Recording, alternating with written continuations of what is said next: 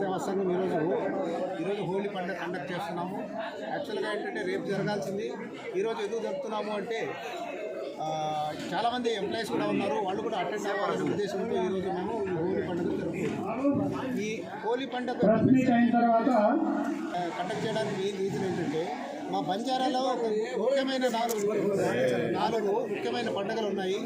హోలీ, దీపావళి, దసరా, తీజ్ పండుగలు. ఈ రోజుకి మర్చిపోతున్న ఈ తరుణంలో దాన్ని మళ్ళా గుర్తు చేసి మా పండుగలు ఏ విధంగా మేము జరపాలి, ఈ వేదిక ద్వారా ఏంటంటే మేము బంజారా వాళ్ళము, మేము ఇక్కడ సుగాలి వాళ్ళము, ఇక్కడ రాయలసీమలో సుగాలి అంటారు.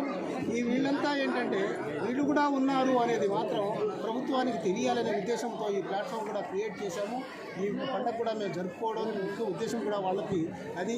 తర్వాత వాళ్ళకు కూడాను ఈ వేదిక ద్వారా ఏంటంటే కొన్ని సూచనలు కూడా చూపెట్టేదానికి వాళ్ళకి ప్రభుత్వం దగ్గర నుంచి ఏమేమి అవకాశాలు ఉన్నాయి వాటిని కూడా వాళ్ళకి తెలియజేయడము.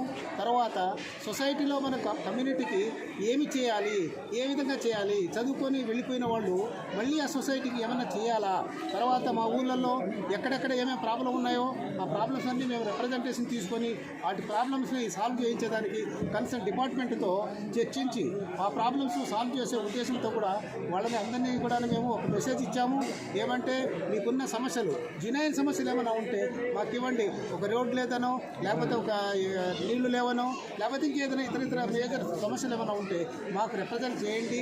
మేము ప్రభుత్వంతో మేము పర్స్యూ చేసేసి మీ ప్రాబ్లం సాల్వ్ చేసేదానికి మేము ముందుకుంటామనేసి ఈ వేదిక ద్వారా మేము అందరికీ చెప్తున్నాం.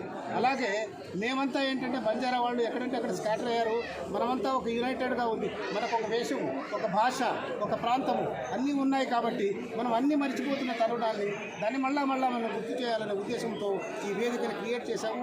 ఇక్కడ చాలామంది మేధావులు, చాలామంది ఎడ్యుకేషన్ వాళ్ళు, చాలామంది ఇక్కడ దీన్ని ఇన్వాల్వ్ అయ్యారు.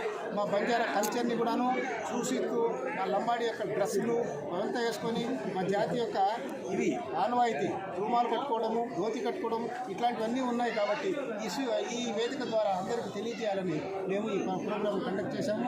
చాలా సంతోషము. 300 మంది పైకి వచ్చినట్టున్నారు.